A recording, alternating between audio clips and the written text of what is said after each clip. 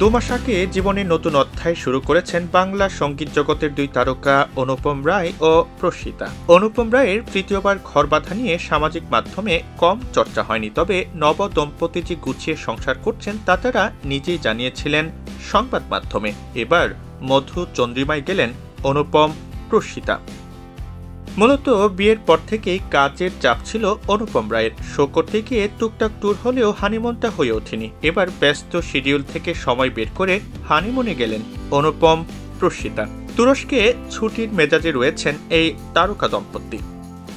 গায়ক নিজেই সামাজিক মাধ্যমে ছবি পোস্ট করেছেন। ফ্রেমে রং বিলান্তি পোশাকে দেখা গেল দুজনকে, যা দেখে অনুপম রায়ের পোস্টে ভালোবাসা উজাড় করে দিয়েছেন অনুরাগীরা। কেউ জুটির প্রশংসায় তো কেউ বা আবার মানুষ অনুপমকে শুভেচ্ছা ভালোবাসা জানিয়েছেন। অনুপম প্রসিতা দুজনেই গানের জগতের মানুষ, আর সেই সূত্রে পরিচয়। এর আগে ভারতীয় সংবাদ মাধ্যমের সঙ্গে কথা বলতে গিয়ে প্রসিতা জানিয়েছিলেন এক স্টুডিওতে তাদের প্রথম দেখা। তখন থেকেই বন্ধুত্ব। সম্পর্ক শুরু হয় প্রায় 1 বছর আগে। প্রস্তাব সেভাবে কেউ কাউকে দেননি ঠিকই, তবে দুজনেই জানতেন যে একে অপরকে ভালোবেসে ফেলেছেন। তাদের দুই পরিবারের পক্ষ থেকে বিয়ের সিদ্ধান্ত নেওয়া হয়।